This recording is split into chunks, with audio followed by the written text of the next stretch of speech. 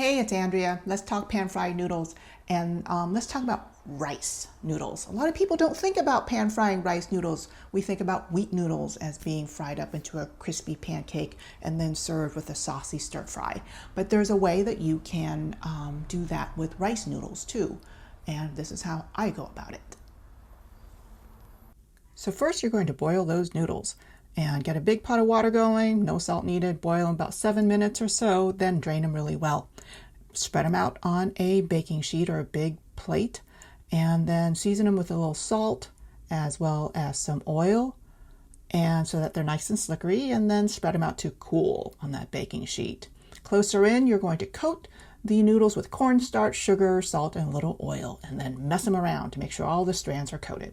So I've got my skillet heating up here, and I like to do this in a non-stick skillet that's coated because I've had, I don't know, sometimes the stuff just doesn't release very well.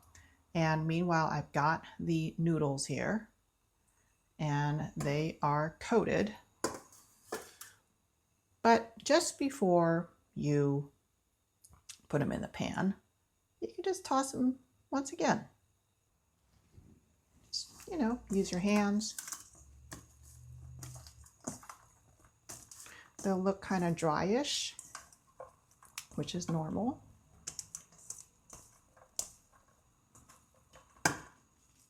We coated them before, but let's just make sure that they are well coated. Okay, back over to the skillet. Here we go. And it's warming up on medium. And I'm going to add about 2 tablespoons of oil. You want to film the bottom quite icely because we're looking for that crunch, right? The oil sliding really nicely around the pan. So let's add the noodles.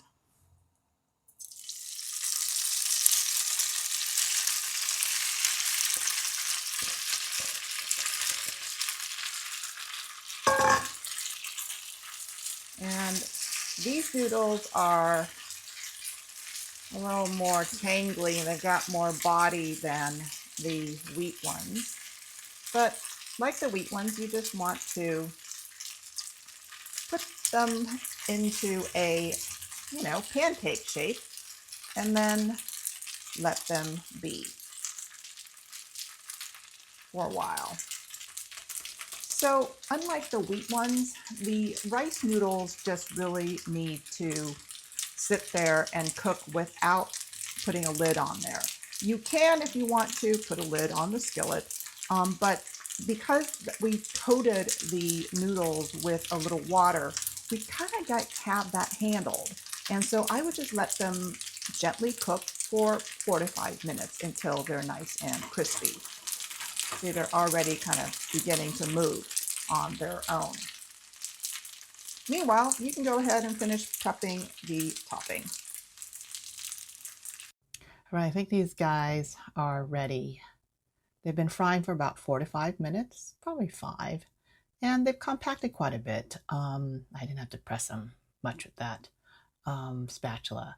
But now what you want to do is check the bottom to see what it is looking like.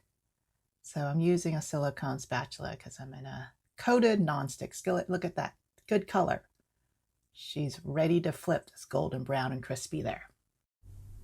All right, here we go. Let's go for it. Stand confidently by the stove, shake the pan, slide it around, shake it, okay? That's what I said. My audio went out, so, oh, there we go.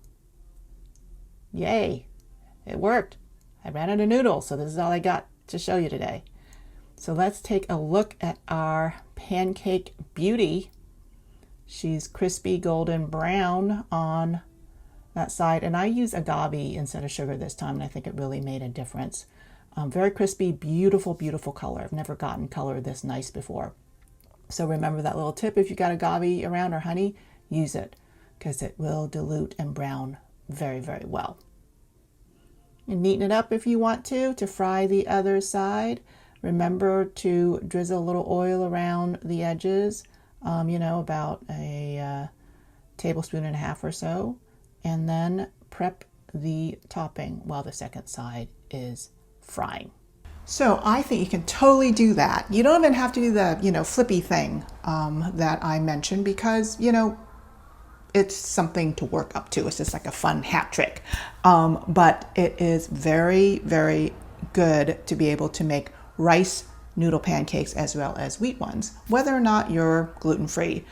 They're just really fun and they're super crunchy and crispy, and a great way to enjoy pho noodles, which are basically what those wide noodles are, but they're just like really, really big. So get yourself a package of dry fried rice noodles and go to town.